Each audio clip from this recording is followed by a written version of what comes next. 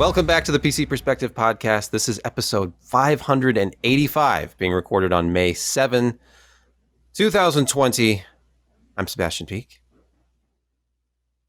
I'm Jeremy Hellstrom and being tormented by the ghost of Hansen. I'm Josh Walrath. I'm Brett Van Sproenberg, and I can't reach any cassette tapes. Yeah, see, the inability to reach cassette tapes is something that we don't talk about a lot. Josh has it covered, of course. But yeah, as you can see from my room, I have a lot of things covered within arm's reach. I admire that because you are in a better state of organization. Man. Yeah, that actually would be fun. We should do that. It exists. Josh has all the stuff back behind him where you can see it on camera. I have it all around me where you can't see it, and it's far worse. So I think Josh has it better set up. That makes me feel a little bit better. It's a disaster. But everywhere you can't see.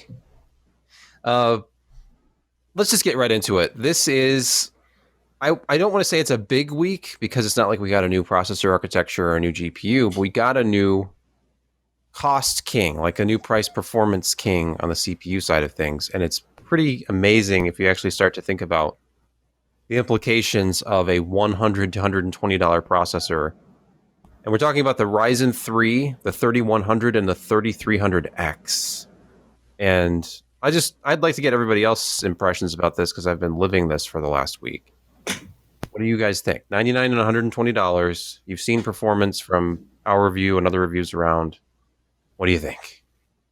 Well, didn't we kind of talk about this a couple of weeks ago where, essentially, and I know that it was very kind of you to do a tweet that had my prognostications in there, but it wasn't a very hard prognostication because we kind of knew the IPC of a Ryzen, and we knew the basic clock speeds that we were dealing with. But it still is it's nice to see that the 3300X really is an i7 7700K plus type product in just terms of performance, and you're getting it for $120. Is that right?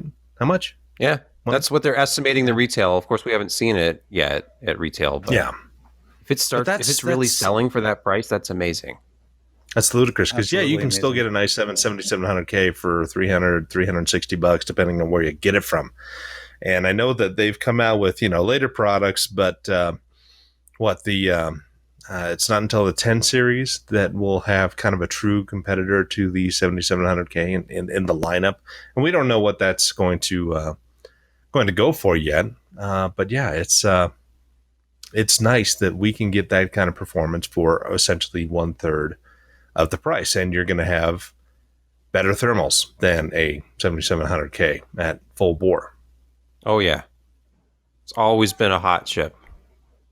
Chip.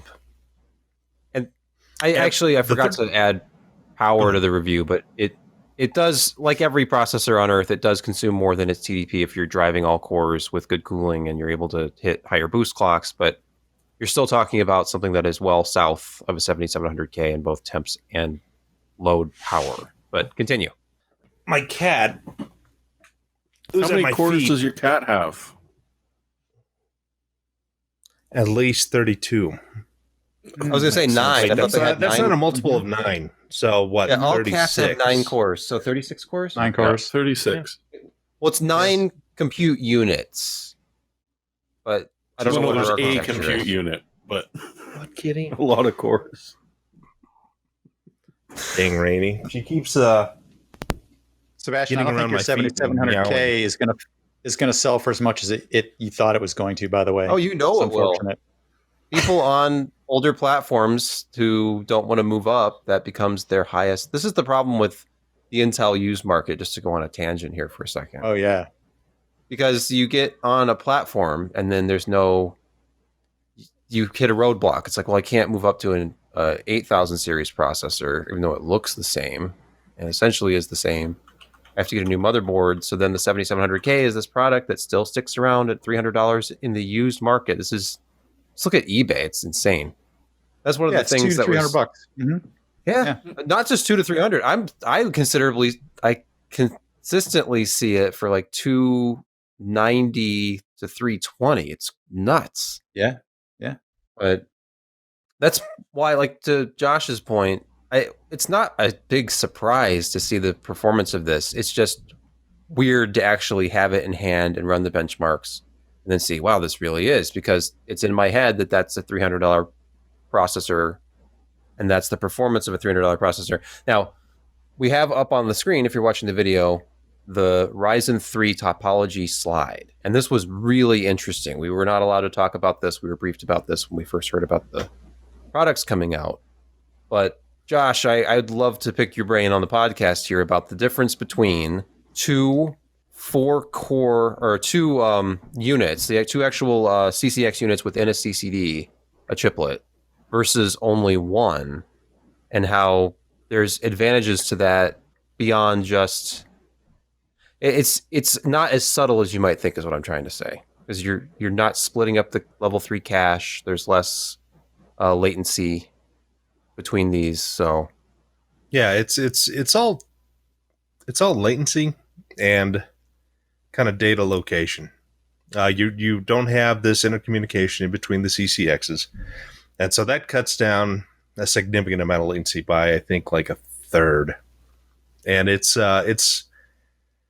when you're dealing with gigahertz processors, and it can get to data and it can, kind of access threads, because how cores, how Windows accesses cores, like, core 1's busy, then it goes core 2. Well, sorry, core 0's busy, then core 2, it jumps threads and whatnot in kind of the background. And, unless you, really, put a command in there that assigns that workload to one core. But you've got so much going on in the software that shares that data, that will access that data, that when you're decreasing the latency by that much, you do see a pretty serious increase in overall performance, because you're keeping those pipelines filled. You're executing on commands that much faster, and overall you're going to see a jump up from what the 3100, which is,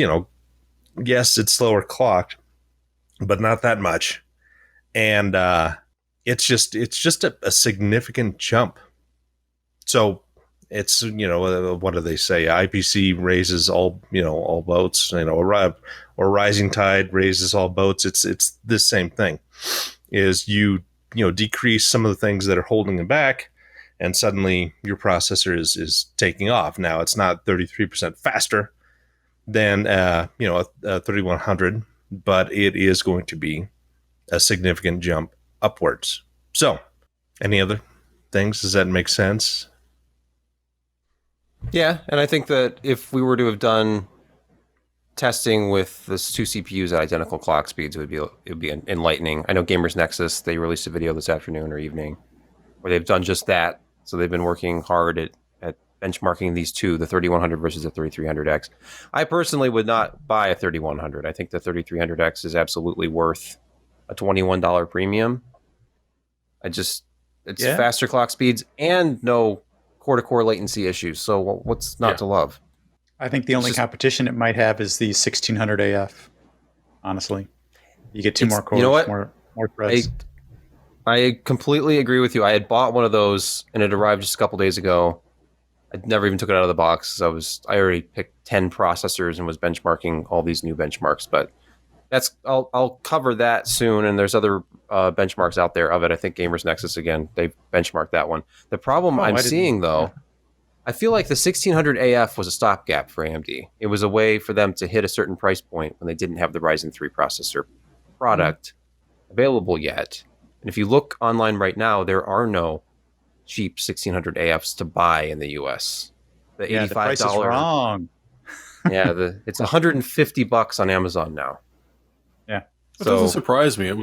It's a stopgap, yes, but it fits in perfectly. It is a very impressive piece of equipment for the price that they're charging, and it's flexible. It can be used in a lot of different scenarios. It's brilliant for gaming, but it's also good for just general purpose sort of things. Serve the Home actually put up you could reuse it as a server chip. It's a little bit of an outlier, but it's not impossible, and it'll work. But like you say, it's going to be really hard to find for a long time. I think it's like the Intel KS. You're not going to be seeing a lot of them, and you're not going to be seeing second or third waves. I don't think. I'd hope so. Yeah, but I don't think so. That's my concern. It'll be this sort of magical thing, like Marvell's QDO chip. It's going to be this thing where people talk about it in legend and song, and then if you actually want to buy a Frame Master, it's $800 on eBay. So, not that I'm bitter about selling a friend a TV with a QDO scaler in it for way less than I paid for it or anything like that, but that's neither here nor there. I think it's unlikely that they do continue to produce the 1600 AF. Why would they continue to produce a lower cost variant of the 2600 when they can focus on their 7 nanometer production from TSMC and just get more of these Ryzen 3s out the door? Because now that hits the price point. It hits the $100 to $120 price point. There is room in the middle, though, so maybe that selling at $149 makes sense, because then the next model up would be the Zen 2 powered 3600. Yeah, it is an $80 jump. True. Yeah. True. So it's sad to me that it's going to be so much more expensive. I literally paid a week and a half ago, $85 even for my 1600 AF on Amazon. Oh, you just got right in under the wire. I know. It was in my cart, and I thought about it. I'm like, if I don't buy this now, I'm always going to regret it. So I just bought it. But yeah, I mean, we could talk about a little bit more. We haven't really covered the review results. I mean, we basically 7700K. That's all you need to know. This is the performance of a 7700K. I will mention that every one of these not terribly impressive looking results, if we were to actually look at my spreadsheets behind the scenes, you would see kind of a staggering amount of data. I only used maybe a quarter of it for the review because I just didn't have enough time to make all these charts. But every one of the results in the review is brand new. It's brand new as of like the last 2 weeks of benchmarking on a fresh install of Windows. I had installed the latest firmware for every motherboard, so they're all running their newest BIOS version. And I actually waited. We had the Ryzen 3 processors in hand a couple of days before the latest AGESA code was released by manufacturers, and I think MSI was the first to have it. So I grabbed our MSI X570 Ace board, updated it with the beta BIOS to get the latest AGESA version, just so I wouldn't feel like I had to go back and re-benchmark these again later. But I don't think 1005 makes that much of a difference over 1004. It's just a roll-up of previous updates, it seems. But we will see. Anyway, it just... one of the other challenges I will briefly mention is gaming benchmarking, and I went on kind of a regrettable rant about this. There are actually... I have to admit, there are circumstances in which it does make sense to test at 1080p with a high-end graphics card. And really, it's just this. You're trying to measure CPU performance. It's very frustrating to run benchmarks at what you would consider reasonable settings for the level of hardware you have, and then try to put all the results together on a chart and realize that there's either no variance or the variance doesn't make any sense. Like, I had at least one instance where an 8100, a Core i3 8100, was outperforming a higher end Intel CPU. It just doesn't make any sense because it's the variance between runs. A lot of this has to do with GPU performance at that point, where was it not sufficiently cooled after the previous run, and then it wasn't boosting quite as high, so then it was 2 frames per second lower, because that's the kind of variance you're measuring when you're doing CPU reviews, is like a 1 to 2 FPS variance. It's just kind of an exercise in futility and frustration. But we got through it by using things like the Dota 2 benchmark, where you have a much bigger variance because the frame rates are so much higher at 1080p at its fastest preset settings. So, and even then, I think it's going to be valid to go back, use some of the extra data that I have to look at a post on finding the CPU bottleneck. Because I think in light of these processors coming out, we see how good they can perform at $100 to $120. How much higher do you have to go before you're just spending extra money if all you're doing is gaming? But again, it's going to be resolution dependent, and it's going to be, are you like a competitive gamer or are you just looking for the best image quality? So we won't belabor the point anymore. And hey, there was more AMD news this week. I know they clarified something on the B550 chipset. I think it might be later on down the list. Yep, that's next. But let's quickly talk about the Ryzen PRO 4000 family. Jeremy, you posted this. I know that I attended the briefing, but it's been so long that I've probably forgotten quite a bit of it. I do remember a couple of the questions and answers that came up at the end, but you want to briefly take us through what Ryzen PRO 4000 is? Oh, sure. Although you've probably forgotten more than I ever knew about this this new processor family. To be honest, like to start out with the great news, as you can see from the picture there, HP is going to have three separate products that are going to be running the new Ryzen 4000 chips, and Lenovo is going with 4 or 5 of them. In both cases, you get like a slightly smaller and larger SKU. But it's been a long time since you've been able to go out and shop for a Ryzen-powered notebook without having to put a lot of effort into it and, hunting down fairly rare manufacturers or, that one particular process or product that had the Intel or the AMD processor in it. As for what the Pro 4000 series is, you've got one of each SKU. So you got a Ryzen 3, a Ryzen 5, and a Ryzen 7. The frequencies have been increased a little bit. Not a huge jump, but the base frequencies have been dropped significantly, at least on the i7s or the Ryzen 7 side, which is specifically being done to give you a bit more battery power on the various laptops that they're going. The Ryzen 3 has had a big change. It's now multi-threaded, whereas before it was just a single-threaded processor. The Ryzen 5 is got a small bump from 4/8 to 612, but the Pro 4750U has doubled its core count. So you've got 8 cores and 16 threads, which on a 15-watt TDP processor is more than a little impressive, to be honest. Now, because these are the Pro series, you're going to see these in being absorbed by enterprise because they've got the baked-in security on the chip. There's a variety of different security features that there's offered over and above, the mitigations for Meltdown, Spectre, and all of our favorite friends that are out there running around right now.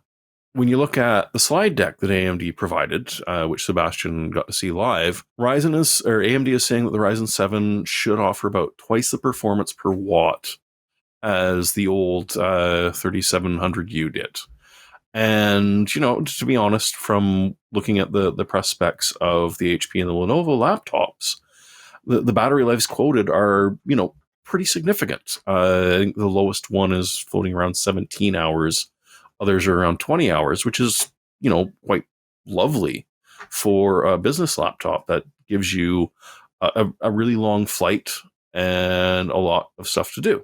There's relatively light. Most of them float between, 3.5 pounds at the heaviest down to about 2 pounds. So they're going to be quite portable. But, what I really like to see, and I'm hoping that Dell is also going to wander into this because obviously it is a viable choice in this generation, that we're going to start seeing more of this sort of thing offered to businesses. Because in a lot of the time, it's not that they're cheaper products, they're just slightly less expensive. And they're going to have a lot of the security baked in that you really want, your ability to support them through Microsoft Endpoint and a variety of other features that Intel has had a monopoly on for quite a few years now. And this sort of jumps AMD into a marketplace they haven't been able to play in for a while. Sebastian, what else did you get out of this? Well, the one thing is you mentioned security implementation, mitigations, that sort of thing, because that's obviously really big in enterprise. They made a huge, probably the biggest part of the presentation was about this, because there are layers of security. So obviously you have HP and Lenovo, et cetera, have their own, like Lenovo has ThinkShield, and Microsoft obviously has security baked in, like BitLocker, for example, other things. AMD is talking about their layers that they're adding to this. So memory guard is one of the things they talked about with these, which I was a little curious about because it sounded like it was potentially going to have a bit of a performance impact because it's full encryption on your memory at all times. So like with BitLocker, everything on your drive is encrypted. This is memory encryption. So somehow your laptop gets into the wrong hands. And even though it's extremely unlikely and requires a level of expertise that none of us have, it's possible to get data off of RAM. And they don't specifically mention it, but I suspect this is also mitigation against Rowhammer. Ah, okay. And a couple of the different memory attacks we've been seeing recently.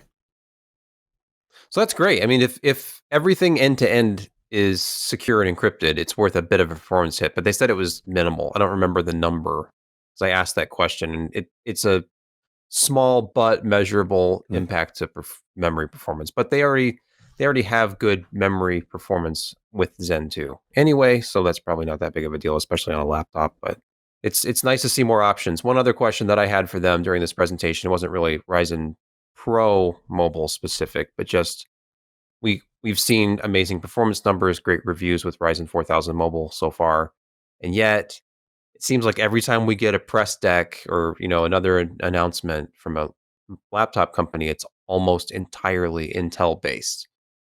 I said, are there any inroads you guys are taking? Any progress you can share about taking more market share away because the lion's share still seems to be Intel on all these new laptops? And they were a little coy about it, but the guy sounded a little, I don't know. You get kind of a feeling when they answer a question like, well, we can't answer that right now, of course, because we can't talk about future products or agreements we have with our partners. But, I think 2020 will be a great year for Ryzen on laptop. And so it sounded like they were sometime in the second half of this year, we're going to see a lot more Ryzen laptops. And another person on the call asked specifically about Dell, because we don't see Dell's name in conjunction with AMD a lot. And like all of these, we just talked about Lenovo and HP. It sounded like, although they would not confirm anything, they also would not deny that there are new Dell Ryzen 4000 powered laptops coming this year. So I'm looking forward to that. It would be odd if they didn't have at least one. Yeah. I think, personally. Two things. Implementing encryption hardware into a memory controller, while it has its challenges, I mean, it's not going to be an extremely, 7 nanometer process is really, really tiny. And you throw a couple 100,000 gates at something, and it's not going to take up much space.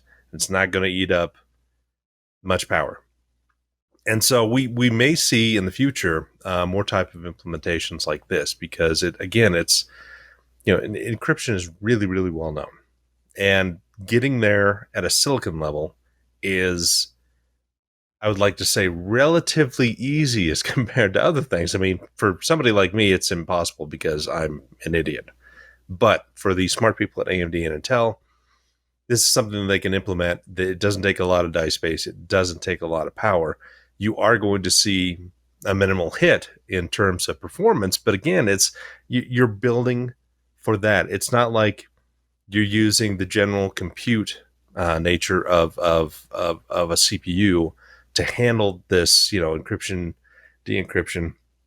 It's all built into that controller, and it's going to be pretty fast. And number two is, this just makes you realize how good TSMC did with their 7 nanometer process when nobody else in the industry is able to match this kind of density and performance. And I mean, yeah, it may be a stretch calling it 7 nanometer, but it's still better than what Intel has at 14 plus, and a little bit better with the 10 nanometer that Intel released all those years ago that is still kind of trying to release. And it's just kind of amazing. I mean, TSMC hit a home run, and AMD bet on the right horse here in terms of both their GPUs and especially their CPUs. I mean, Zen 2 has been a lifesaver for the company, and they're slowly getting there. Yeah, at retail, they're very, very popular CPUs. but mobile and kind of enterprise areas is where, AMD really wants to strike it rich, because those are huge growth industries for the company. Epic. But yeah, I mean, the amount of mobile parts that are sold versus traditional desktops, they've only got a couple of percent, 10, 15% in mobile, if even that. And this gives them a tremendous advantage in both, just the regular Ryzen 4000 series, but the Ryzen Pro, that's another level where you can expect, some enterprise users to really kind of turn around, take a look at this and say, hey, there are some serious battery issues here. There's not issues, but benefits, as well as just, overall performance and what all they integrate into that small a package at these TDPs.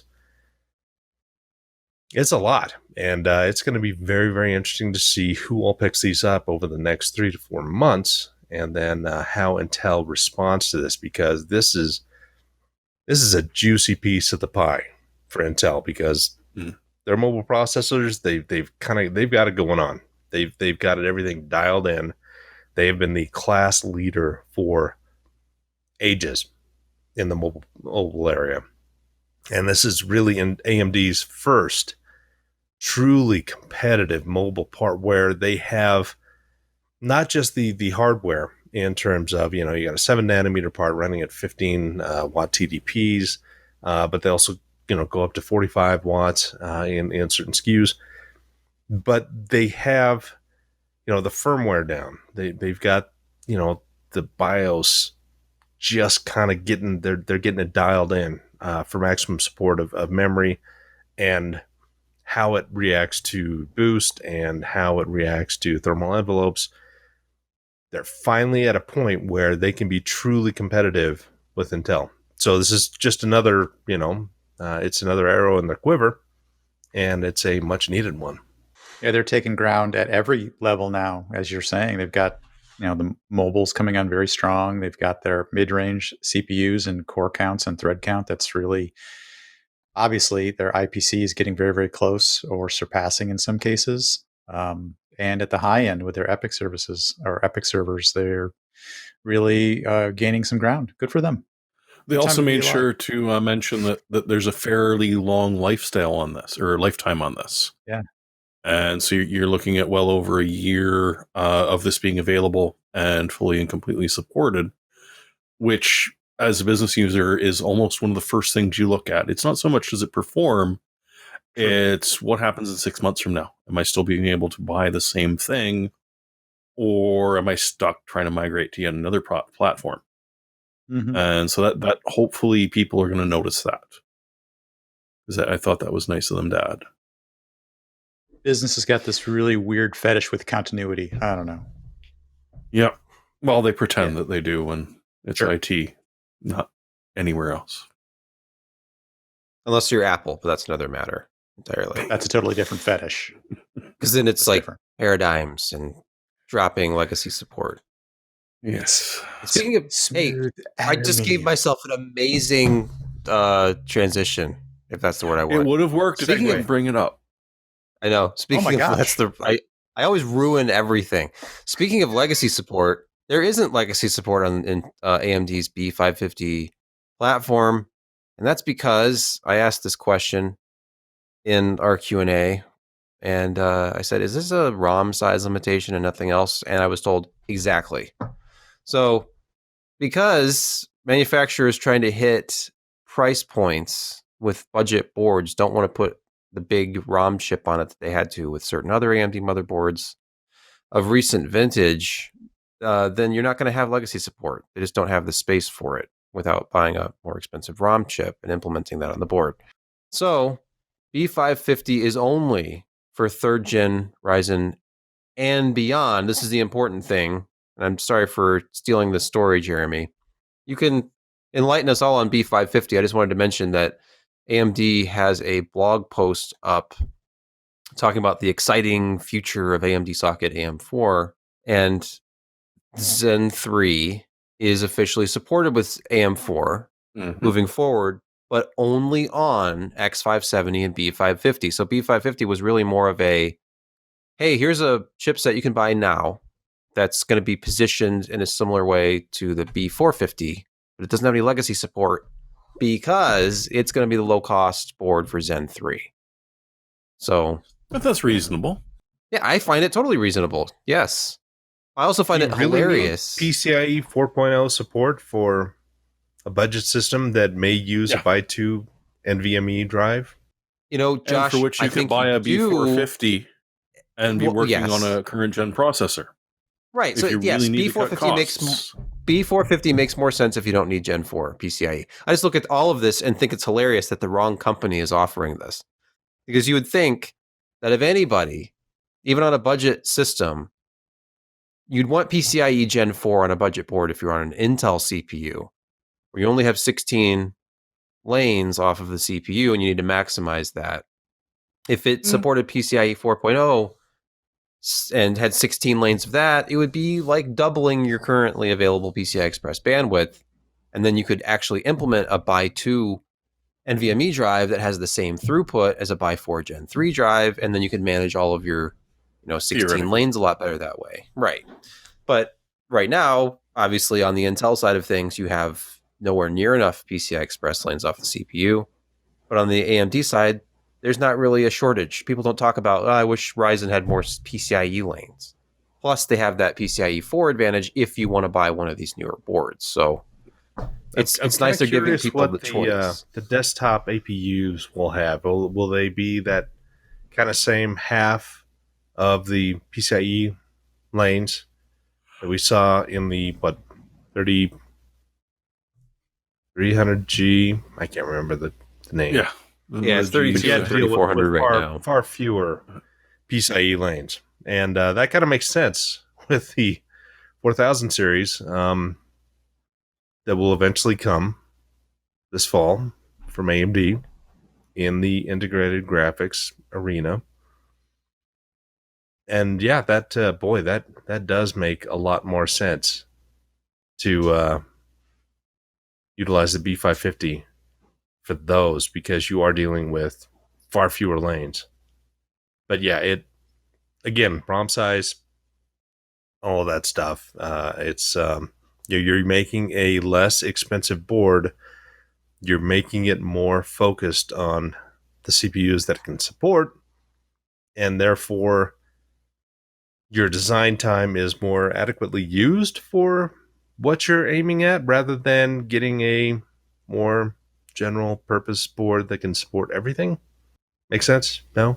Bad news? You don't have to test with Athlon Gs anymore, so okay. Oh, thank you, Lord. Yeah. Yep. Well, and there are some compatibility issues with the graphical ones that they've added on as well. But no, really? It's if you follow through, there's some Kurt Vonnegut attached to the end of one of their statements that I'd have to find. I love the B550 as it's announced, because it offers, as you said, Josh, a little bit of everything at what's going to assumedly be a reasonable price, considering the price of an X570. If you got a good idea where the B550 is going to sit, it's probably not going to be as cheap as the 450. That so far we've seen that PCIe 4.0 controller does add a bit of cost, and it does add a bit of cooling, which adds to the cost of the motherboard as well. But there's just a huge amount, and for our video watchers, you can see up to 20 usable PCIe 4.0 lanes on a 3rd gen Ryzen processor, with an extra 4 being added. So you got 24, but they've offered the choice of you want to instead use some PCIe 2.0 lanes, because you're looking at some lower cost storage. You're looking at an add-in card that really just doesn't care. You're adding in a 2-lane Ethernet chip. Yeah. Right? Doesn't need you've got a video capture card. I think some of those are only 1 lane sometimes. Yeah. But so there's a lot of flexibility here to let people, design, and as has become tradition, about 387,000 different SKUs on every chipset. So some will have Wi-Fi, some won't. Some will offer you a ridiculous amount of USB connections versus some that'll probably go heavily NVMe. Lord only knows they might do one of the giant GPU cards if mining comes back again. No. Don't even talk. Don't even joke about that. Yeah. No. Fine. I mean, it's. I still don't find it funny. So hey, it's. Oh hey, look, it's Peter North back again. Oh. He also likes his chipset. So yeah, it's just V450 or B550 rather, is going to be, I think, a very good product for people that are looking at building a machine for under $1,000 that has a discrete GPU in it. Josh, what do you think the possibility is that this B550 is simply like a rebranded B450 or a repurposed X470 chipset? I think it's a new chip because you look at some of the differences. I think that all of the PCIe 2.0 lanes went to PCIe 3.0 in the B550. I could be wrong. I was having a discussion with Wendell on Twitter a couple of weeks back. Before all active of this. Cooling, right? I have no idea about active cooling. I didn't get that message, or I really haven't looked at the models. I haven't seen any non-actively cooled PCIe 4.0s. But anyway, they might exist. I certainly haven't seen one. Yeah, I mean, you're going to have an increased TDP because the PCIe 4.0 controller it does. It's physics. And until they start, kind of adding more things to it and clamping down on a higher, a lower process node, you're going to see that. I'm not sure what the situation is with PCIe 5.0 or what they're planning with 6, but apparently 5 is going to be a more power efficient version that 4.0 is not. But again, we haven't seen no implementations, obviously, of PCIe 5.0. We won't for a while. But yeah, AMD right now, they're the only one with PCIe 4.0. And there is a price, and that price is a higher thermal envelope. So yeah, and, I mean, it would kind of make sense if it was a new chip. You're going to be cranking that up, and you may need active cooling, which... it's not as big of a deal. I mean, there are purists out there who see a 30 to 40 millimeter fan and just go ballistic. Well, yeah, I can still hear that ringing in my ear. Yeah. I've been running 2 X570 boards in my house, and I've never heard it. Never. My cooling for the CPU goes up and down, even with a all-in-one. With the Ryzen, which is one of the annoying things with Ryzen. I've never heard the chipset going, even at full bore with benchmarking PCIe 4.0 SSDs. I mean, just nothing. Well, never mind that. That goes directly to the CPU, which is not the chipset. But anyway, you know what I'm talking about. Hey, you know that there's a little switch that's like a low and a high switch on the side of those AMD Wraith Spire coolers, I think. There is a little selector switch. I thought, oh, well, what difference could this really make? It's shocking. I posted a video in one of our chats of just like 10 seconds of the thing running on full. Like, Josh, all you have to do is just put it at 100% if you don't like the spikes. It's loud.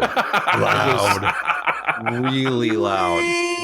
Well over 50 decibels. Like, I couldn't believe how loud this was. You've got tinnitus from that now. Yeah. Okay. It was like going back in time. It was like one of those big Thermaltake overclocking. Thermaltakes. I was just going to say. Yeah. Yep. It's worth following through the link that the AMD story has, because one thing that they did do was show off what you can expect on PCIe 4.0 drives. Galax is doing a Hall of Fame Pro, believe it or not. Ooh. Seagate's got a Fire CUDA coming out. XPG is named it after a video game character.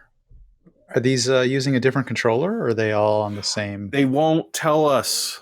Yeah, they're using SMR.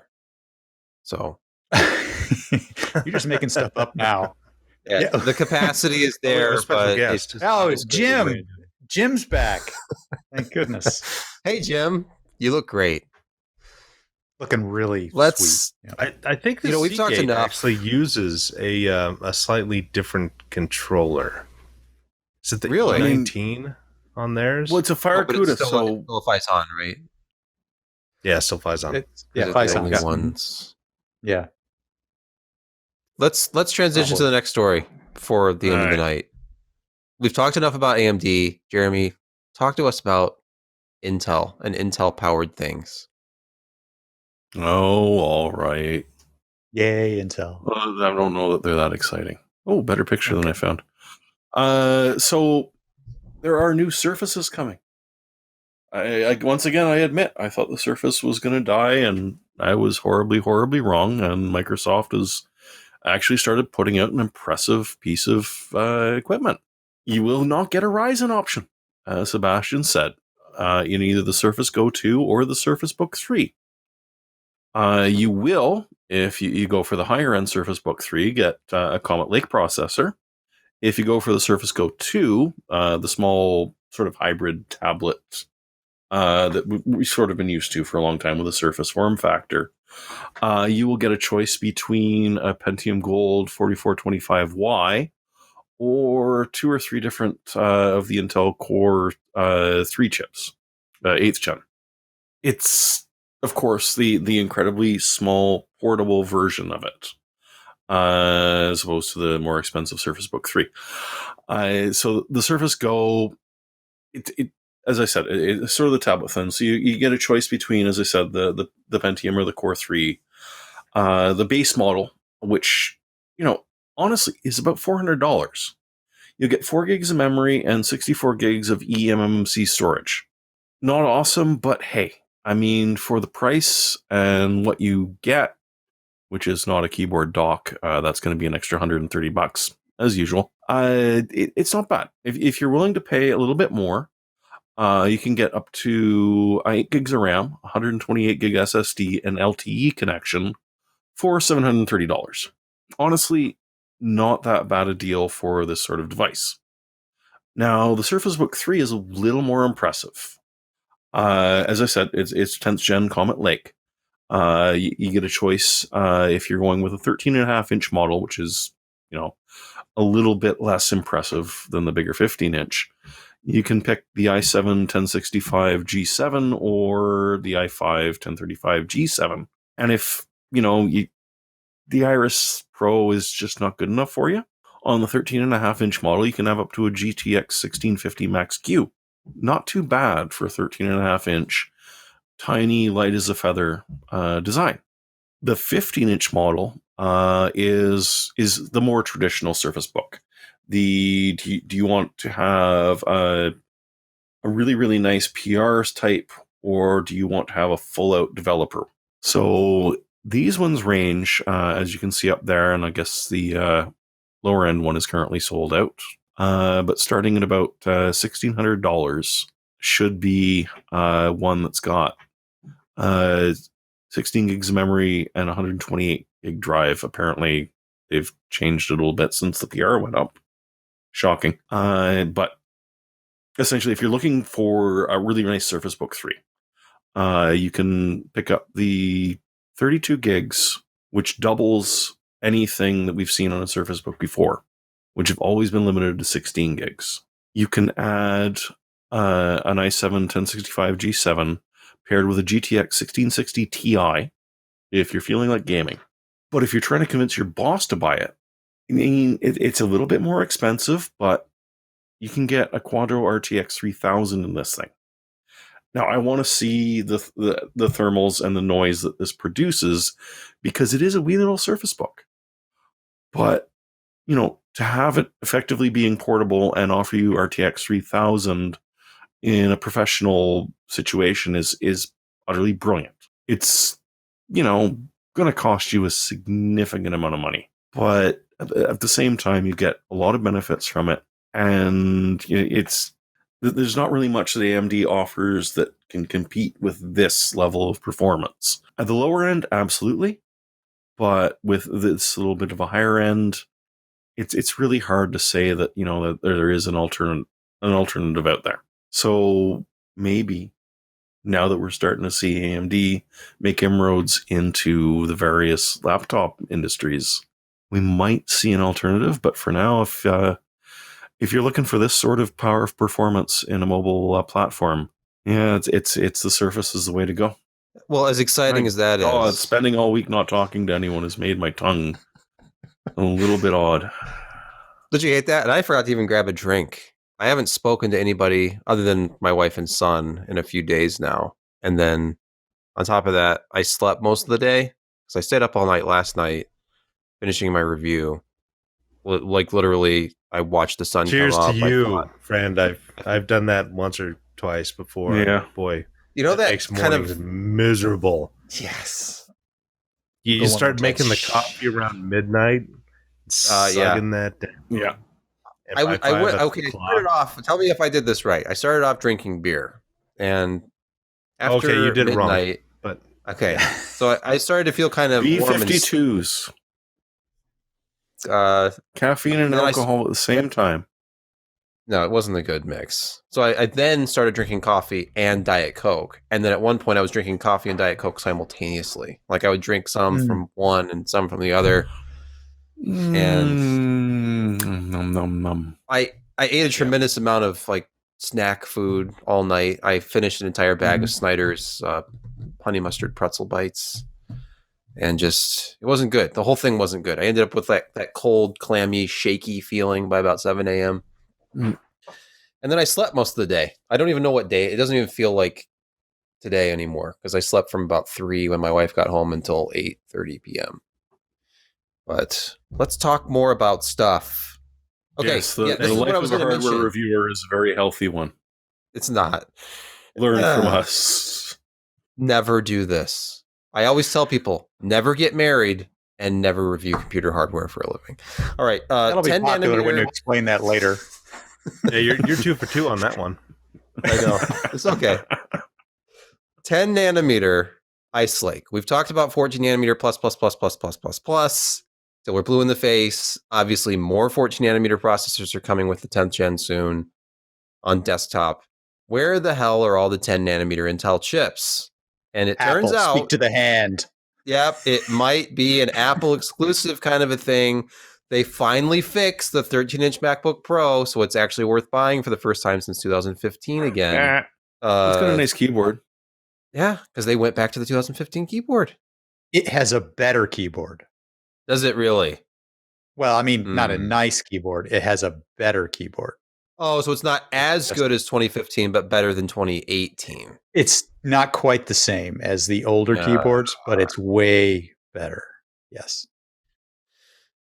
They just couldn't leave well enough alone. I never thought I'd say this, but I'm glad Johnny Ive is gone because as beautiful as their products were for 2 decades, he didn't really care about durability, longevity, and overall functionality. Do you eventually drown in your own hubris?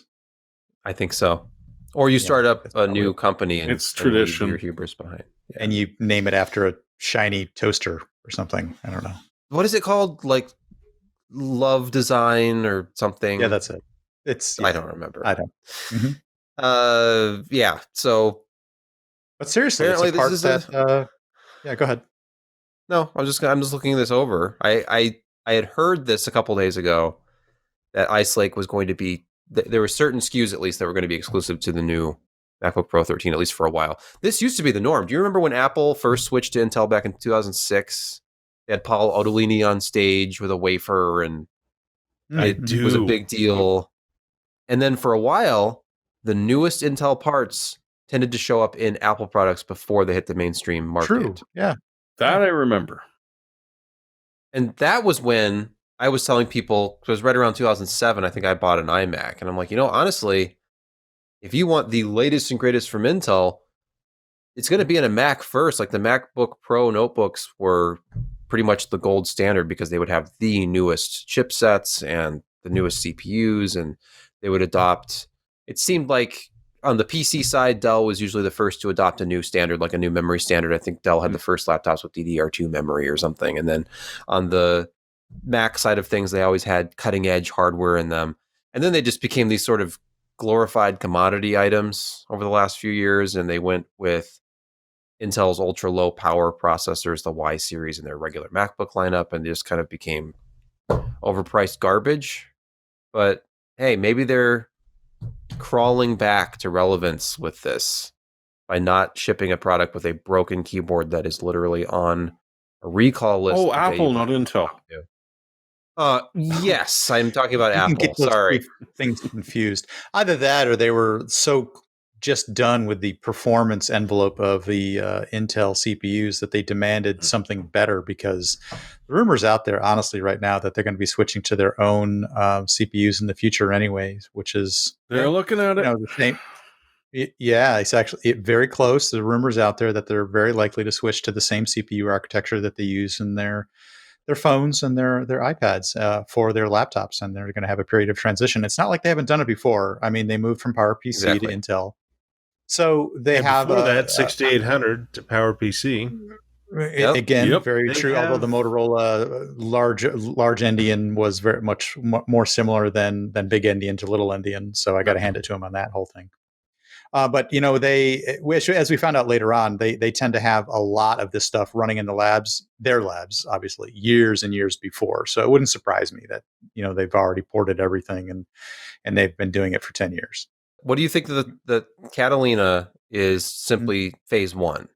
Get everybody off of 32-bit apps and kind of create more of a restrictive, controlled OS environment with desktop first. Oh, and definitely. then transition from there to their proprietary processors. I think it would be a lot easier for them to move forward on a 64-bit code base with whatever kind of layer there might be. Remember when they went to Intel, they had Rosetta. That was their emulation layer that allowed you to run PowerPC applications on your Intel Mac. Mm-hmm. And the performance wasn't great, but that was literally at the time the only way to run Photoshop on a Mac for a while until Adobe came up with Intel native versions.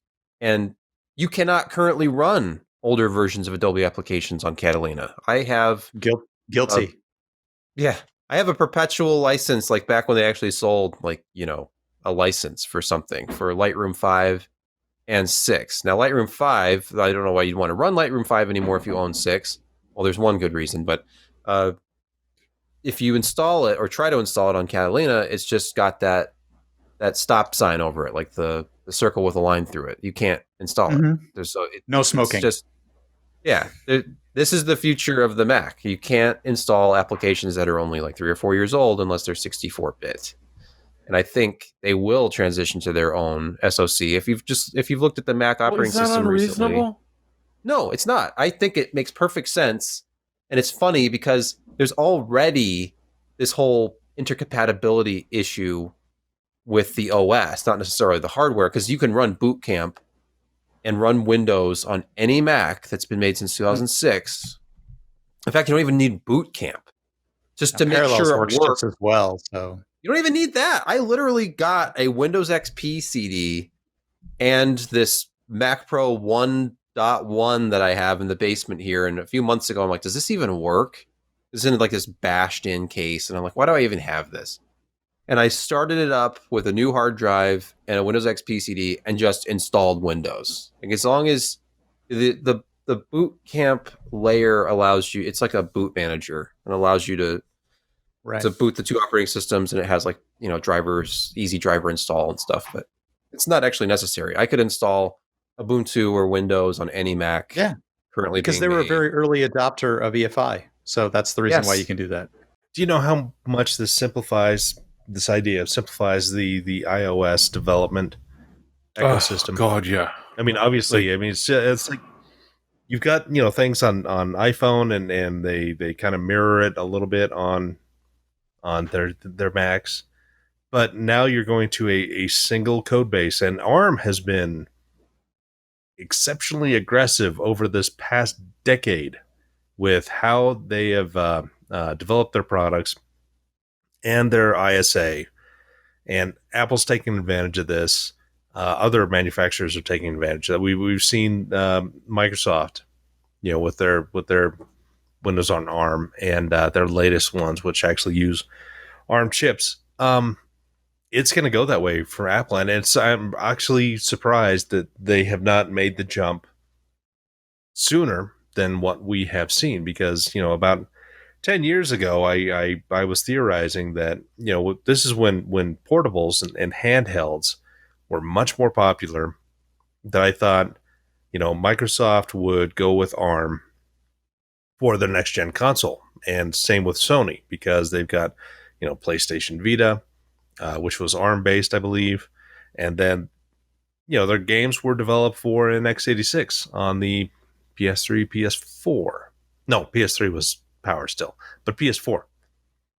And I thought that we would see everybody who had any kind of handheld and still had a higher powered version of either like a desktop computer or a laptop or a console, that they would just kind of go ARM and go ARM up and down the line and just improve their software development so that they don't have to deal with x86 and Power and ARM at the same time.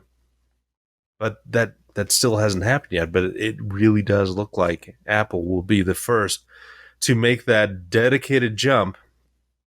And I'm very curious if they really are developing ARM type products that will fit the 45 to 65 to 100 watt TDP envelopes.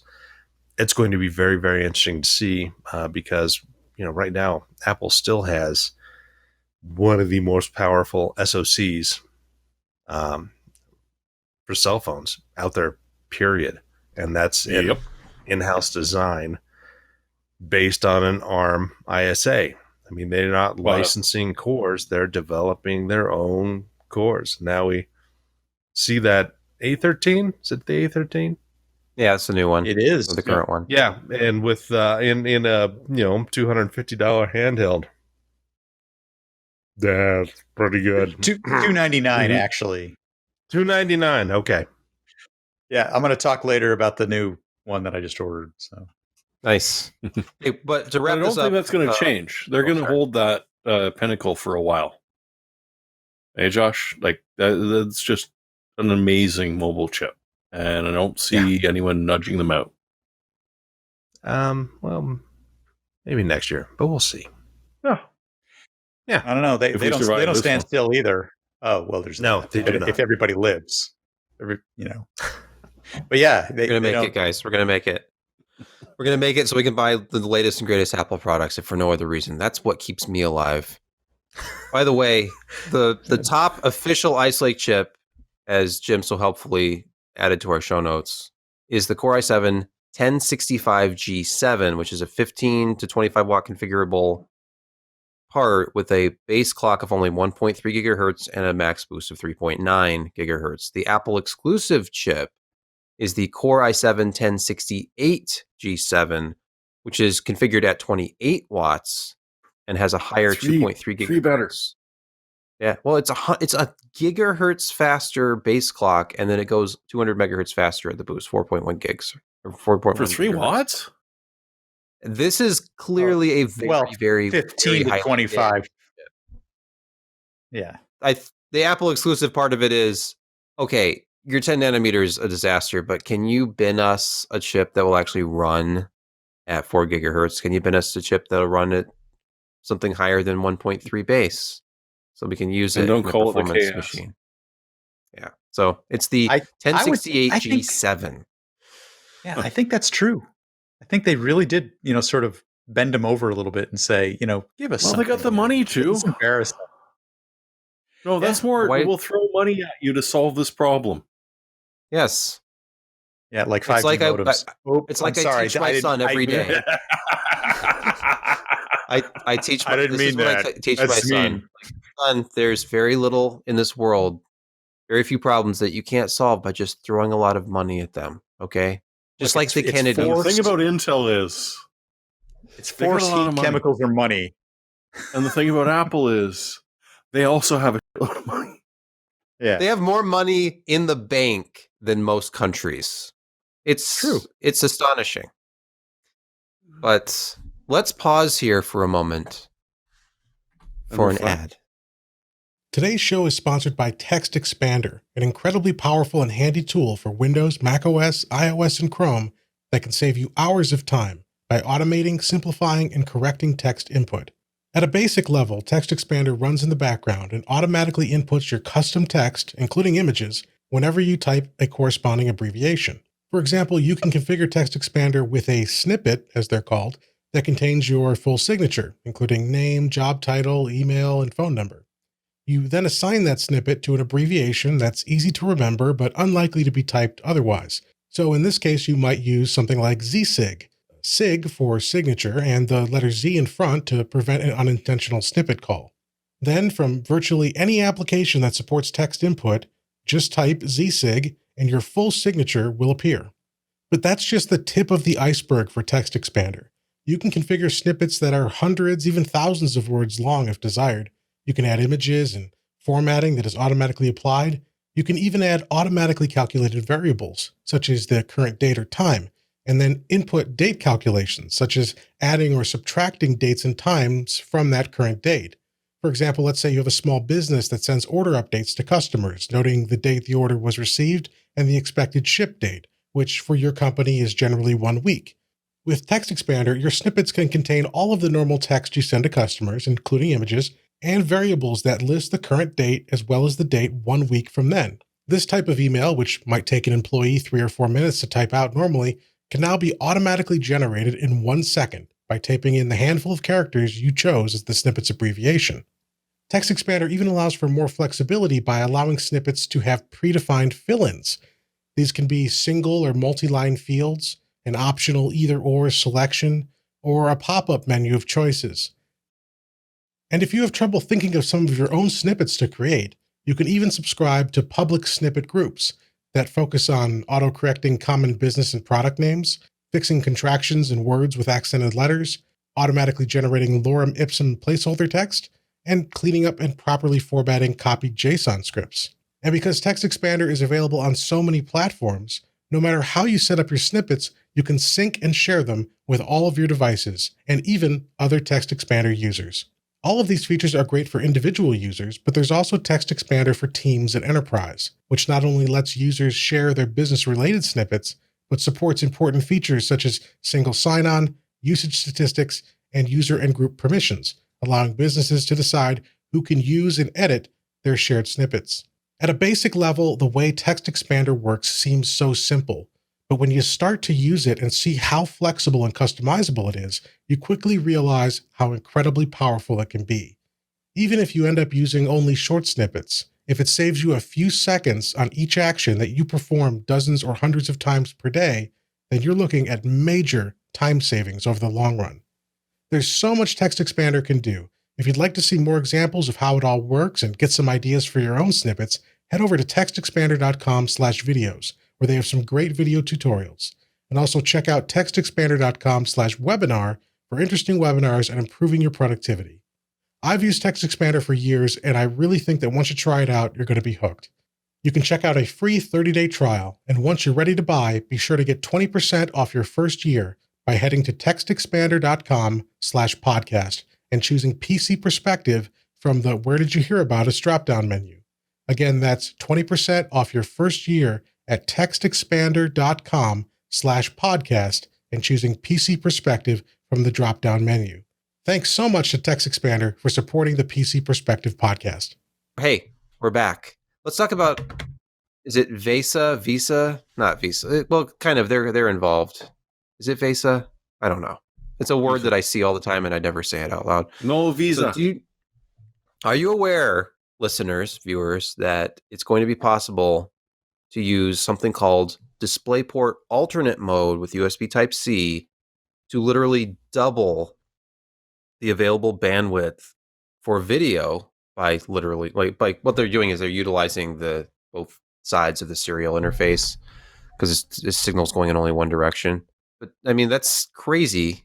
You'll be able to drive 8K 60 hertz displays at 444 color because it will have 77 gigabits per second available. That's even more than USB 2. Or than HDMI 2.1, isn't it? Or what is HDMI 2.1 spec for bandwidth? It's half of that, isn't it? It's not 8K. I want to say 40, but I don't think I'm right. Because right now, HDMI 2.0A, I think, is 18 gigabit per second. At least the cables have to be. The new spec is going to match the basic Thunderbolt 3, which is 4 gigabits. Okay. I think, but honestly, I've. How many flavors of HDMI do we have to keep track of at this point? I'm looking at a chart here. 6 or 8? There's A's and B's. 1.1 B. 1.2, 1.2, 2.3. Jim, he did such a nice job. Jim is so good.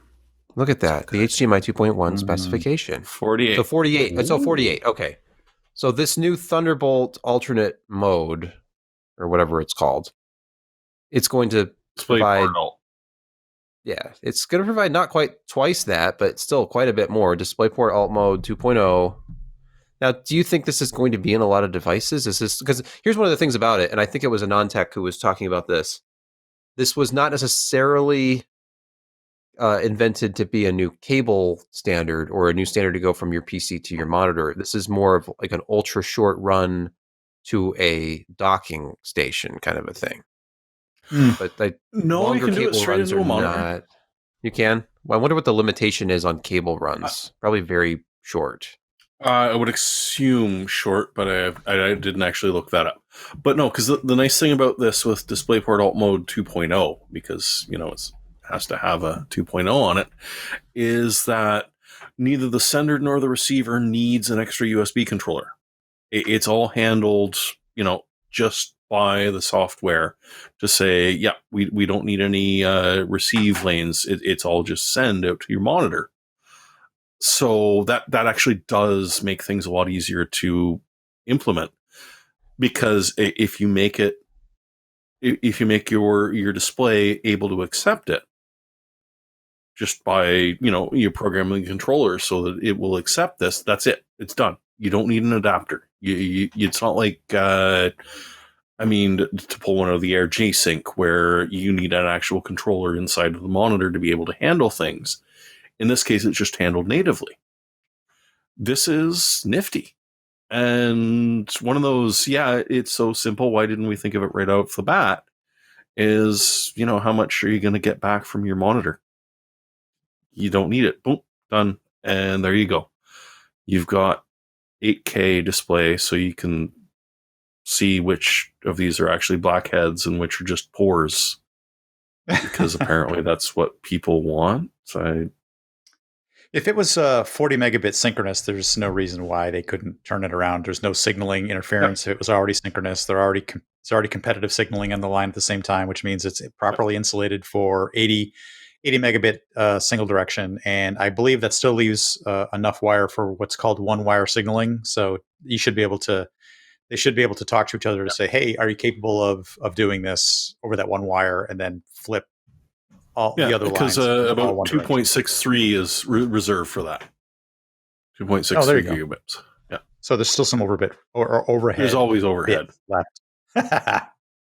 So, Jeremy, you wrote up a quick news post for us about the DXR Spotlight. I'd forgotten about this. This was I think they did this last year. And obviously DXR, it's in Microsoft DirectX 12. It is basically ray tracing that's not RTX exclusive. But NVIDIA hosts a DXR Spotlight contest using the new Unreal Engine. RTX exclusive. Is it? That's what I figured. If it's NVIDIA sponsored, why would it not be? Sorry, you kind of have to need you're going to need to use Unreal Engine 4.25 and an RTX powered card.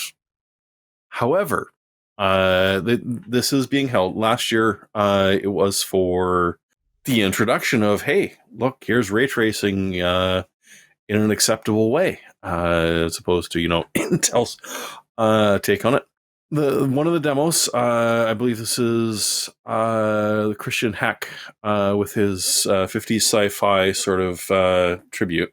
But, the special effects were a wee bit better than you got from your 50s B movies. There was another one which I put up, which is the Opus Visuals LP trailer, which is, a gorgeous drive through a trucking lot. And it's rained recently, and they've just done some brilliant work on the reflections. It's asphalt's a very difficult one to deal with, and they did it relatively well.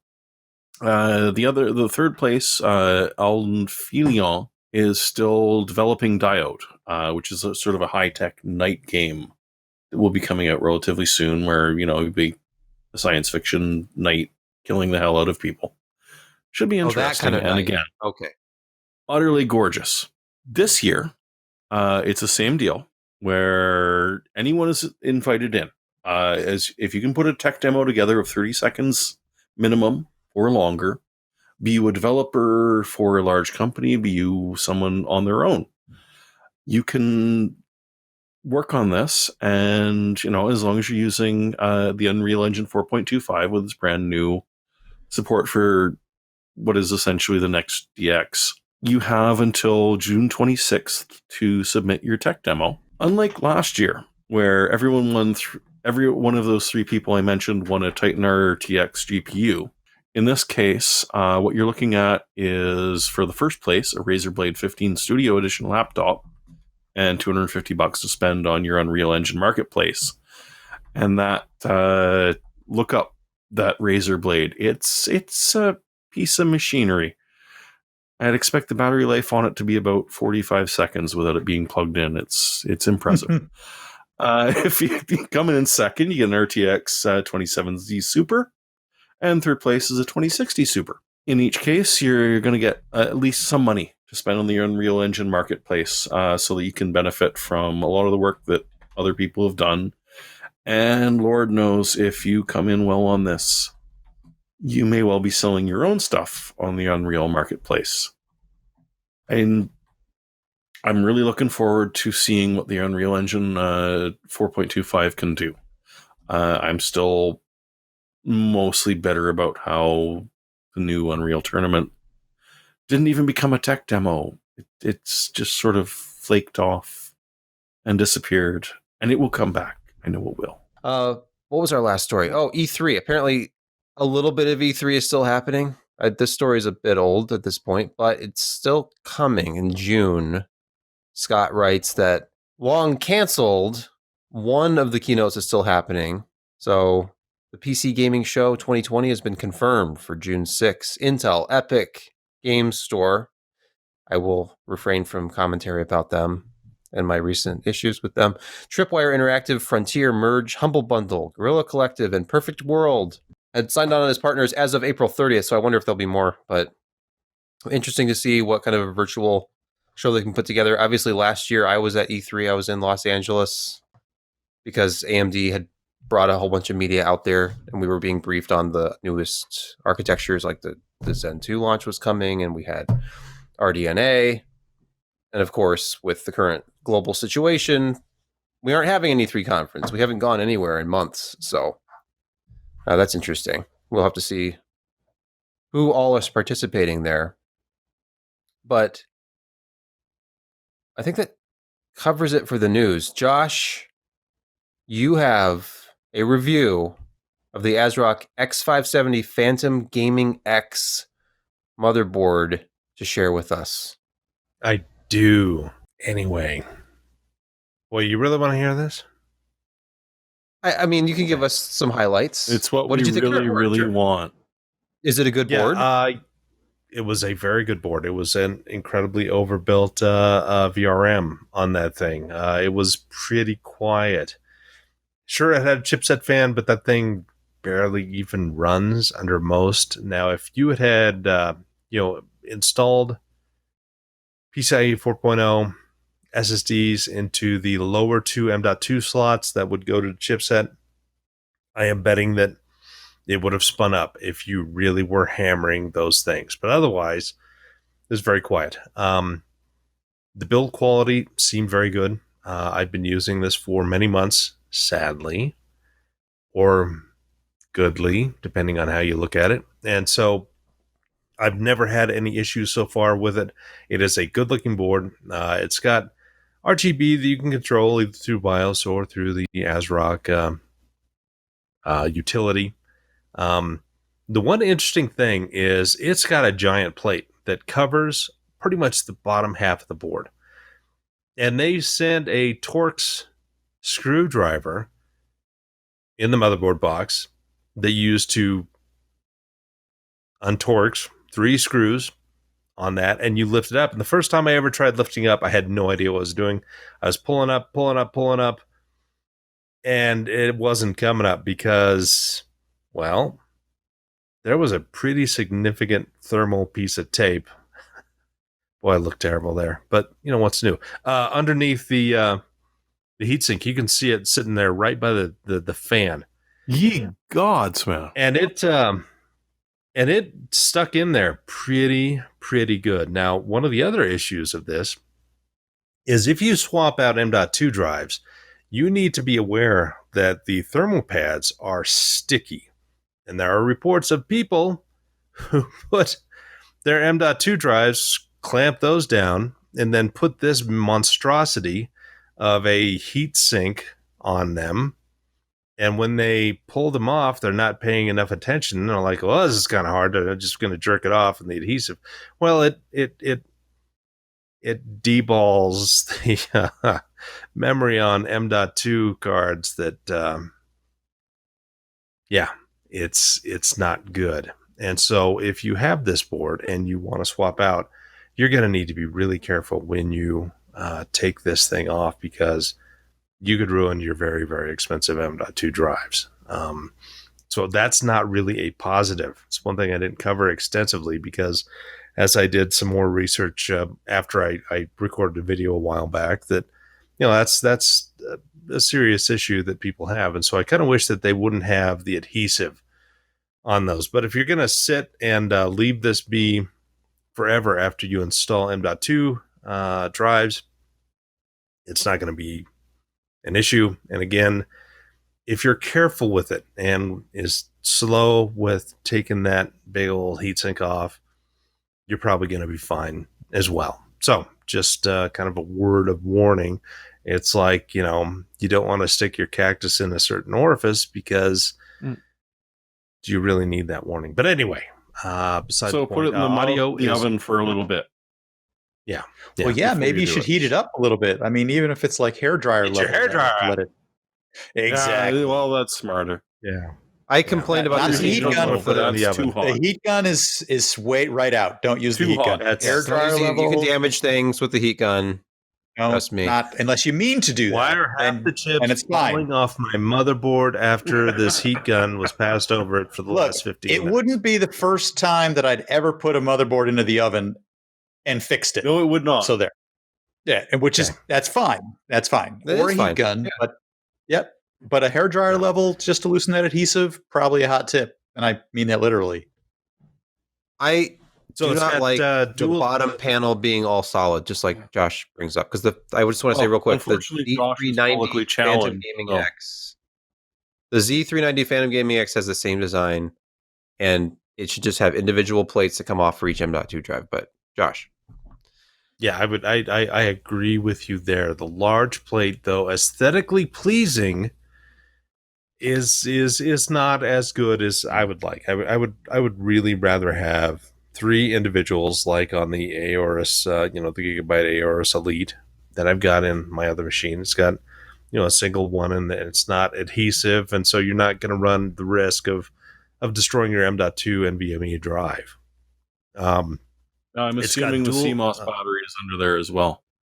Somewhere under there. Yeah. You're going to need to throw it through an X-ray machine to be able to see it. But Maury will love it. He will love it. Yeah, talk about having to uninstall all of your components to get to that CMOS battery, which is under the PEG1 slot.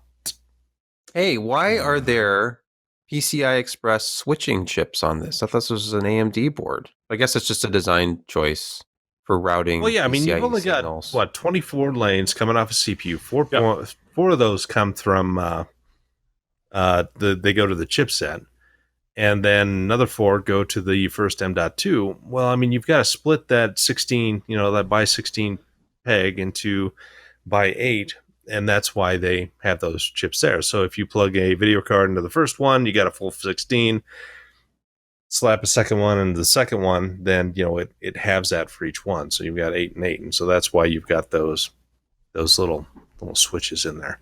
It's got dual Ethernet. One is a 2.5G unit, which is nice, but there are only a certain amount of people who have switches that actually conform to that standard. Usually it's 10G switches will go down to 2.5, and there aren't a tremendous amount of 2.5 switches out there that are affordable. That would be a nice thing to have for people running some serious home storage networks. It's not going to do much for gaming, because online gaming you're going to be limited to your 100 megabit, 200 megabit, 1 gigabit internet, depending on what you got. I mean, if you got CenturyLink, then you're sitting at 15 megabit DSL. Unless you got fiber. Anyway, so it's a nice feature, but it's one that will be a little bit more focused. I mean, people who want to have and check off those check boxes, that's certainly it. The other one is an Intel 1 gigabit controller. It's got Wi-Fi 6, which is nice, especially if you've got a router that will support that. You're going to have some pretty fast, low latency throughput with your wireless.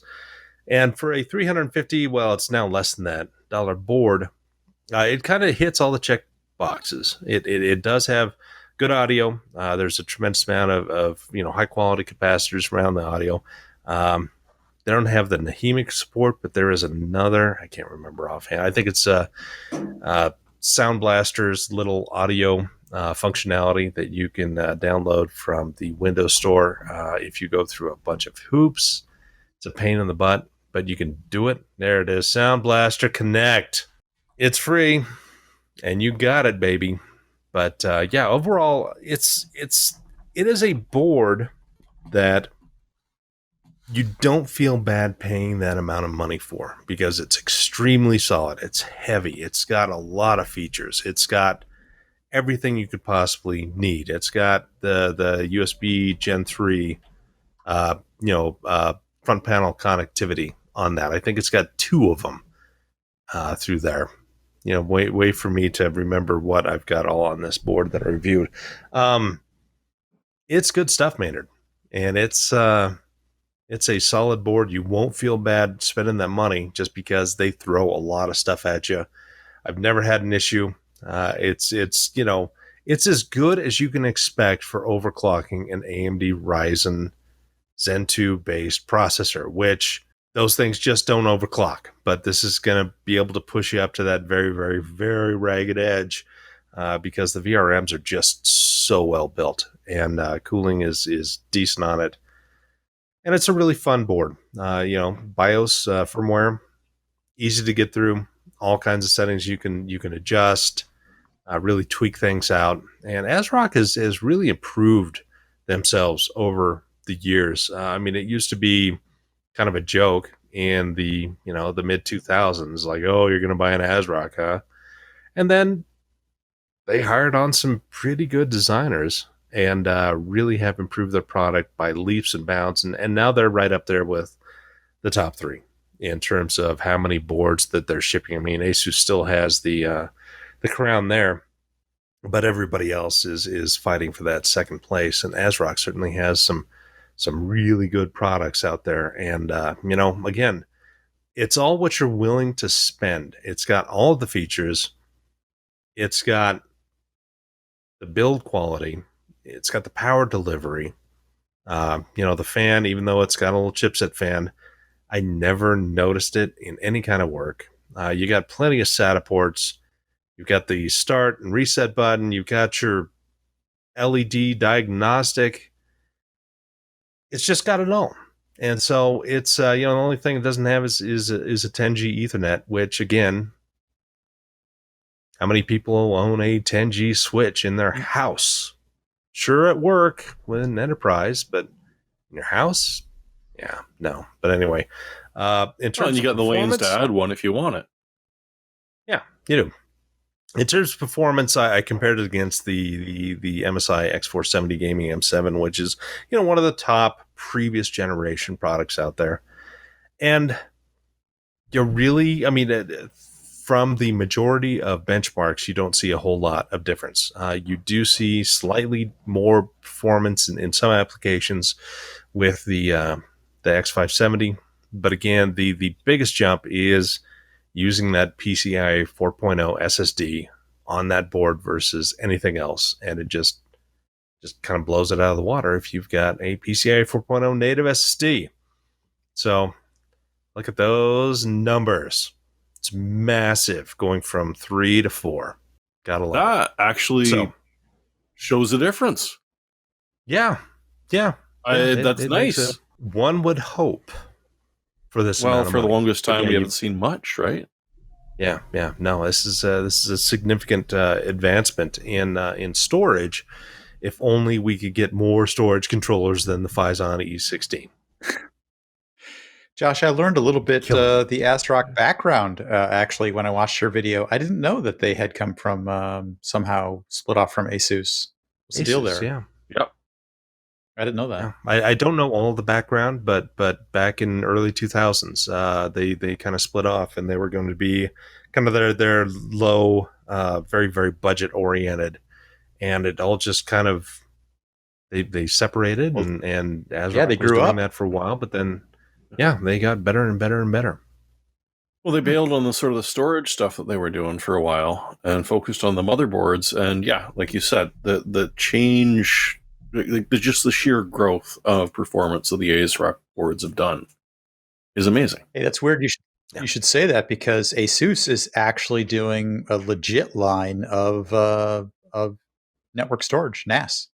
They've got a actually fairly significant line of NAS. I was actually looking at maybe purchasing one, but a lot of performance for the dollar on the ASUS NASes. Yeah, it's weird that you would say that, because they're now doing the network storage stuff. But anyway, just wrapping up the motherboard, I gave it the editor's choice. It's expensive, but as we have seen from the new Z490 line, not nearly that expensive. Way to follow the lead there, Intel.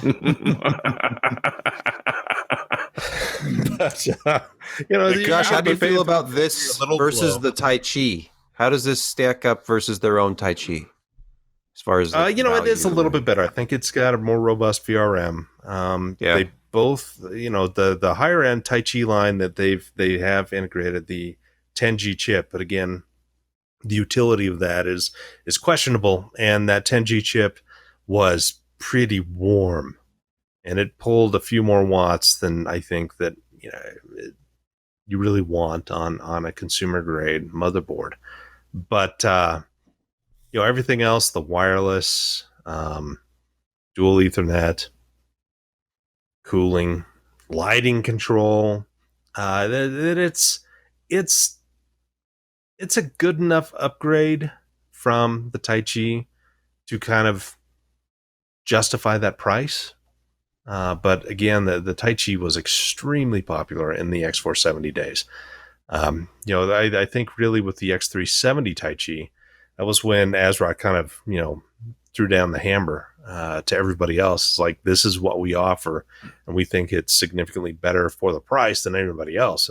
And that was kind of true. I mean, the Tai Chi was a great great board in the X370 and X470 days. And so, they're just trying to kind of one up that with a little bit better feature set, bit of VRMs, a little bit, it just, odds and ends in here. So to make it a nice product. Sorry, I was just looking at the old PC Per podcast bingo sheet and trying to. Were you trying to score? We hit a few. Yeah, I was going through the episode so far. I guess we don't really have the same memes as there once were. We got to come up with our own. Well, sadly, it's become much more difficult to turn Josh red. There's an entire video of him reviewing a motherboard with a whole magenta cast on him. So yeah, but that's just his background video. Hey, I really don't get better lighting. We need the whole motley bees with the bright red. There you go. Who's doing that? Who's doing that? I was like, thank you so much. Well, so, hey, motherboard review from Josh, always good. Some video content from us, which is, a rarity in the weekly podcast. But hey, Editor's Choice Award from Josh. And real quick, I'll go through this.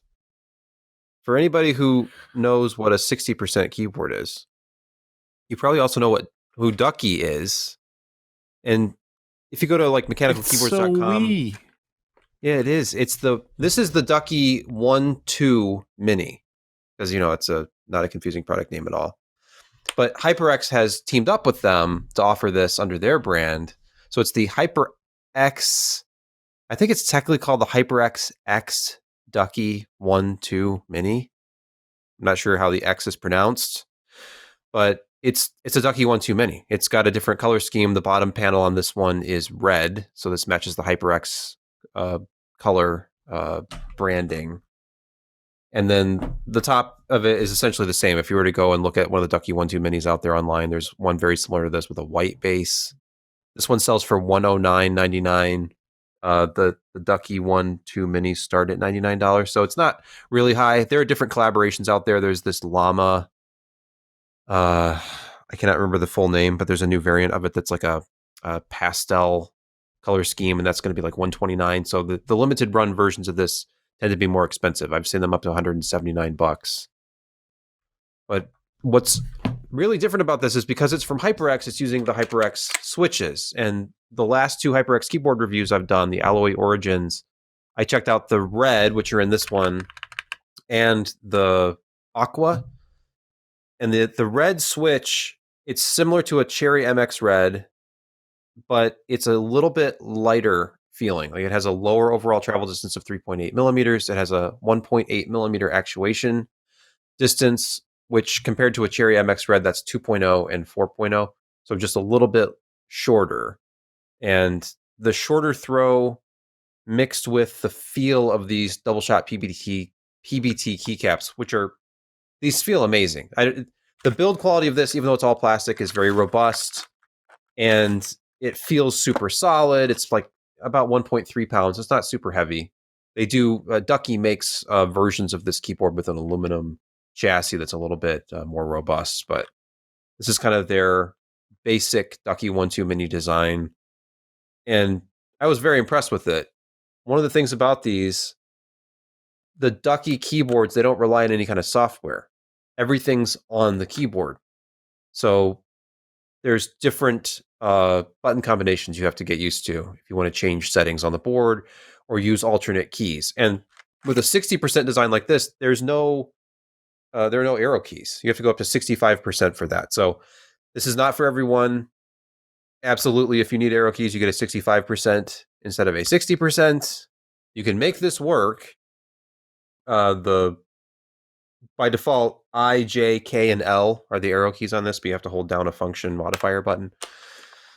But this is like an enthusiast kind of tweakers keyboard company. So, I mean, there are little dip switches on the base. I don't even know what they do. And I was looking through the manual, which is it's not in English particularly. Like there's some English text in it. I have to do a little bit more research to actually fully learn how to use this thing, but it's very impressive, and I can't describe to you over video what it feels like. Check out the Hardware Canucks video on the last version of this, the one that had the shell. I linked to that, the aluminum shell version. I linked to that in the review. And he uses a high quality microphone and actually like does button presses for you. But it's a very, very satisfying thing. I don't know what it is. It's something about the key travel distance, the wonderful like PBT keycap feel, and just the overall solid construction. It feels amazing to type on. This is the ASMR part of the show. Yeah, exactly. Let me reroute the microphone. I'll turn the boost up a little bit, and then we'll just.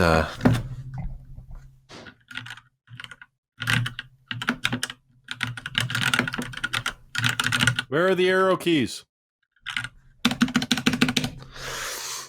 Anyway, so check out the review. That's intolerable.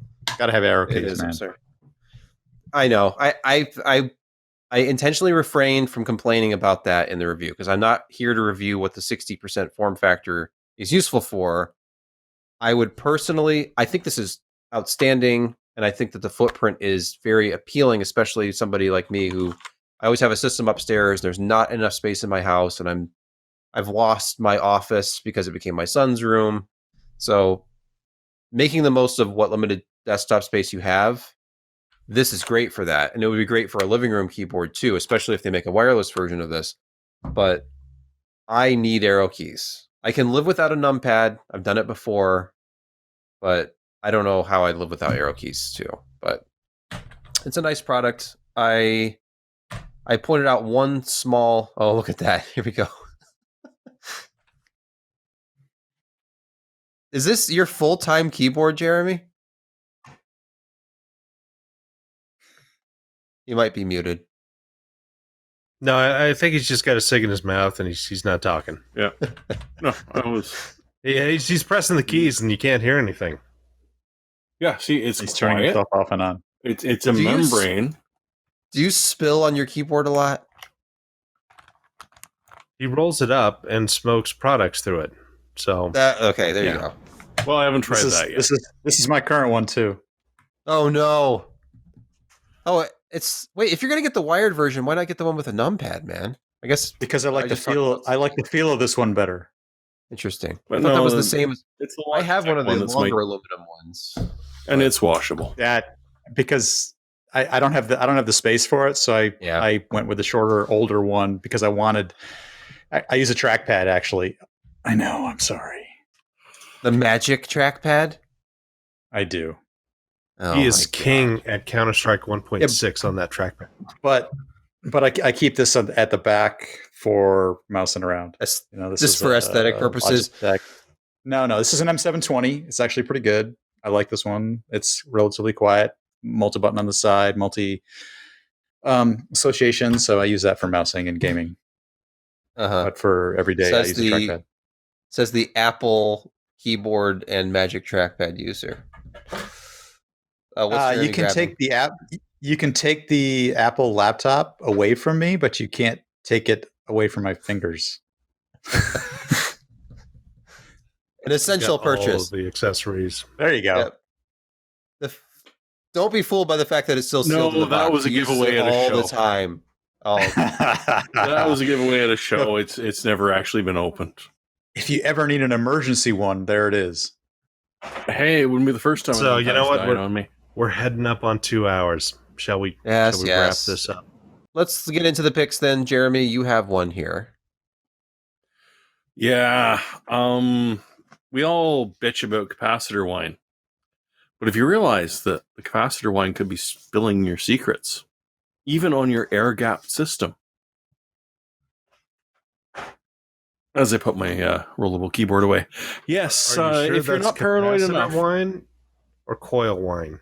It's What about it's choke noise? capacitor Could it be choke singing noise? coil wine that I There's- mean. there's- no, it's coil. It's coil. Anyway, go ahead. But no, this is capacitor singing. Ah, interesting. This is terrifying, actually, not even interesting. There's a researcher that's figured out a way of turning your air gap system, and like it's beyond the scope of the research as to how you would inject this vulnerability into a system. But power supply, it literally turns your power supply unit into a basic speaker. And you've removed the speakers from your air gap system because that has already been proven to be a way that you can passively monitor what's going on the machine. But no, bloody hell, they've never figured out a way to do what is called officially the singing capacitor phenomenon. And as the current passes through a capacitor at specific frequencies, it generates various different audio frequencies. So even after you've air gapped the system, made sure it's never been on the internet, removed the speaker, made sure that the monitor is covered by some sound dampening things so they can't get anything of that off of you, soundproofed your room so they can't get the reflective spying off of you. Yeah, it might be the power supply that gives you away. And that one's pretty hard to remove from a system. So yeah, it's not a good pick, but it's good to know that this exists. So if you're sitting next to your computer and you suddenly hear it oscillating like what might sound like Morse code, get suspicious? Is that what you're saying? Well, you can do ultra and infra, and you'll never even know. Because some of those frequencies are going to be high enough, your ear is never going to pick them up. No, when the dog starts spinning around in circles, then that's probably a problem. Yeah, that might be a good giveaway. So it's interesting research to look up to see how crazy the systems that we're dealing with are. We all need to be terrified, I guess. I saw something about this and I didn't want to read about it, but yeah. Yeah, I read about it because just like a car accident, you can't stop rubbernecking. My pick is very quick. The last few days I've been watching a lot of these computer history museum videos on YouTube because that's the kind of person I am while I benchmark. And I was very interested in this interview with Morris Chang.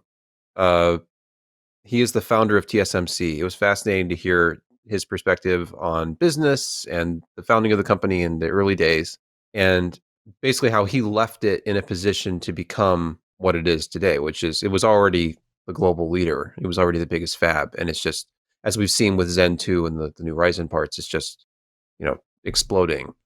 And everybody seems to go to TSMC except for Intel. So it's a fascinating journey for about, I don't know, an hour and a half. And the person interviewing him is none other than NVIDIA CEO Jensen Huang. So it's fascinating to see the two of them sitting together and just talking and some inside info and joking back and forth because he's obviously NVIDIA's been a big customer of TSMC for many years. So I enjoyed it. It's worth a watch, especially if you're doing something like benchmarking endlessly. From 2007 too. Interesting. Brett. Yeah, where's the leather jacket on that? I tried to come up with something. Like I said, it's from 2007. Oh, okay. Pre-leather jacket. Yeah, era. Thank you for clearing that up because I thought I recognized him, but I wasn't sure without the leathers.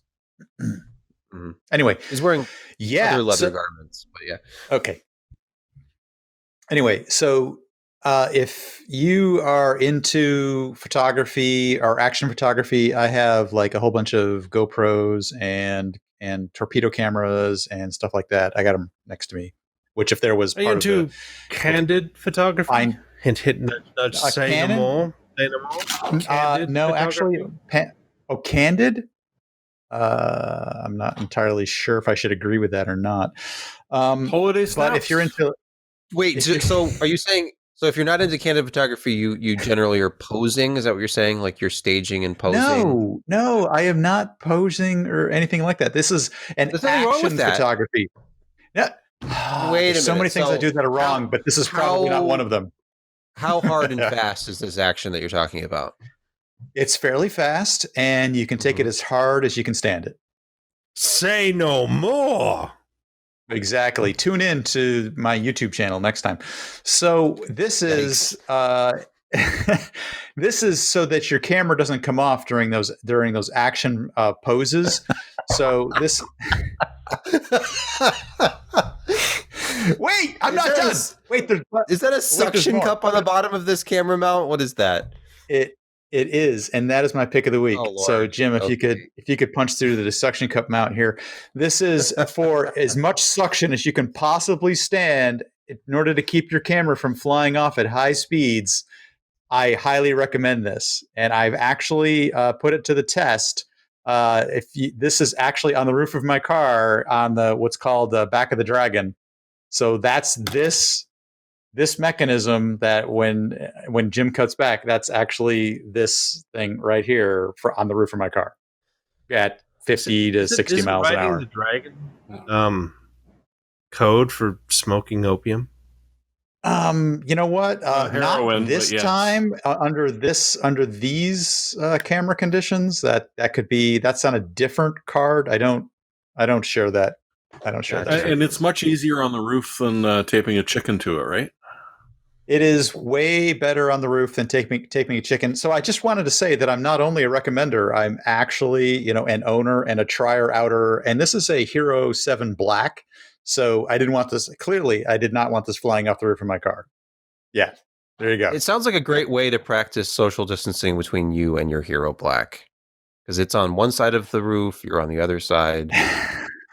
That is the world's flattest windscreen I've seen. What kind of car do you drive? That in this video is a Volkswagen Scirocco. I was going to say that Alan would be very, very proud. That looked like a Scirocco. He knows exactly what car this is. Yeah. Oh, yeah. Oh, and is this Jim has rejoined us, and he says, "Shut up." That's Alan Maltavino. It is actually. You know what? It probably is. And Alan says, "Good on you, buddy." I think that's it. Actually, nobody else. No more picks. What? No. What? You have more? I was looking over here in the chat to see if Alan had said anything. But it was actually a picture of Jim wrestling with himself. Yeah, he's wrestling saying with some strong emotions in that picture. Aliens. Yes, that's definitely aliens. It is definitely aliens. So yeah, that was my pick. Hey, we made it to the end of the show in one piece. It's only been 2 hours, and I'm sure Jim will cut this down to probably a tight 1 hour and 55 minutes before it's all through. But yeah, you can join us, generally speaking, Wednesday or Thursday nights every week. We record one of these things, and it goes up shortly thereafter, after Jim spends the entire sleepless night painstakingly editing it into something palatable. But check out PCPro.com. There's links in the show notes and on the website for Josh's review, for example, that has its own little dedicated page, and it's on our YouTube channel. If you want to hear more of Josh talking about the X570 Phantom Gaming X or PGX motherboard, read our review of the 3100. nauseam. Well, hey, Jim probably chopped it up a little bit, added some pictures. There's pretty graphs. Read the review of these things, the 3100 and 3100X. I've added a little bit more to the review since I woke up. I put one more gaming benchmark in there, but it's probably fine. We'll cover more about the whole budget gaming scene and the 1600 AF and that sort of thing soon. But until then, thanks for watching, and we'll talk to you next time.